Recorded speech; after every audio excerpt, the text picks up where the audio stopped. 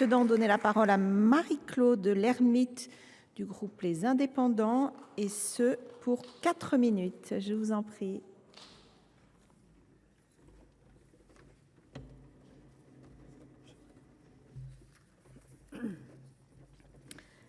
Madame la présidente, madame la ministre, monsieur le président de la commission des affaires sociales, madame la rapporteure, chère Anne-Sophie, mes chers collègues, troubles du neurodéveloppement ou TND, une abréviation que l'opinion publique intègre de plus en plus, et particulièrement les parents, la communauté éducative, les personnels médicaux et paramédicaux.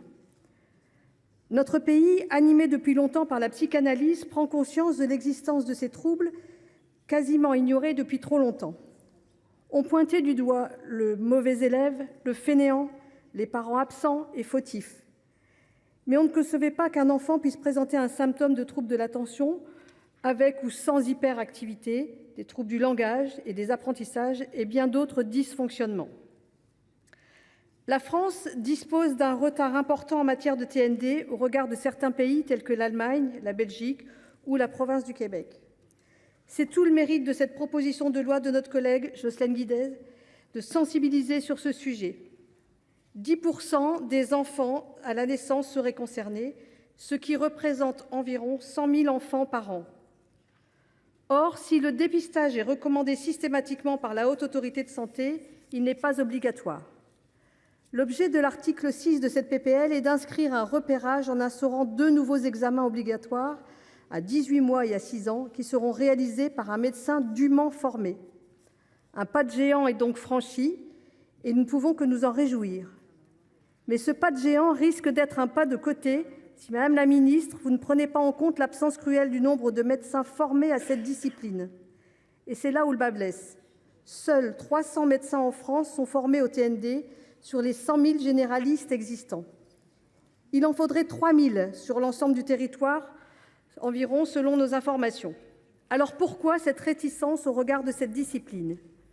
Plusieurs raisons l'expliquent. Les TND exigent une compétence transversale qui relève de la pédiatrie, de la neurologie ou encore de la pédopsychiatrie. Il n'y a donc pas de spécialité, pas de qualification, pas de diplôme, ce qui rend la compétence difficilement lisible. Il faudrait donc une reconnaissance par le Conseil de l'ordre des médecins et un diplôme. Cette reconnaissance devrait également assurée par la Sécurité sociale qui ne rembourse pas à leur juste valeur les consultations particulièrement longues. La réalité est la suivante. Aujourd'hui, un enfant supposé être atteint d'un trouble du neurodéveloppement peut bénéficier du forfait d'intervention précoce qui permet la prise en charge pendant 1 an des frais de bilan et de séances d'ergothérapeute, de psychomotricien ou de psychologue. Le but est de permettre le diagnostic. C'est une avancée qu'il convient de saluer, mais ce forfait est limité à certains professionnels et souvent le manque de coordination est regretté. Encore faut-il décrocher un rendez-vous. Pour des séances avec un orthophoniste, par exemple, professionnel indispensable dans le cadre de l'accompagnement des troubles 10, aujourd'hui, le délai est d'1 voire 2 années d'attente. C'est un motif de découragement qui peut avoir des conséquences néfastes, notamment sur la scolarité. De plus, il faut qu'un enfant soit pris en charge par le bon professionnel.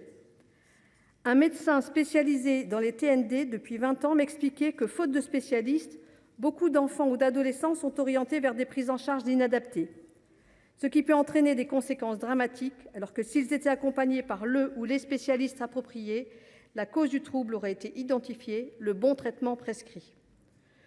Vous l'aurez compris, cela ne suffit pas de dépister si on ne peut soigner correctement. Il faut donc prendre le problème à bras-le-corps pour réduire le coût humain et social d'un enfant non soigné, faute de professionnels dans certains cas. Il développera des pathologies plus lourdes telles que la dépression ou des addictions. Il faut donc porter nos efforts sur la formation des médecins, la sensibilisation des personnels enseignants, comme le propose l'article 2. Cette proposition de loi va dans le bon sens. C'est la raison pour laquelle notre groupe la soutiendra. Je vous remercie. Merci beaucoup, chers collègues.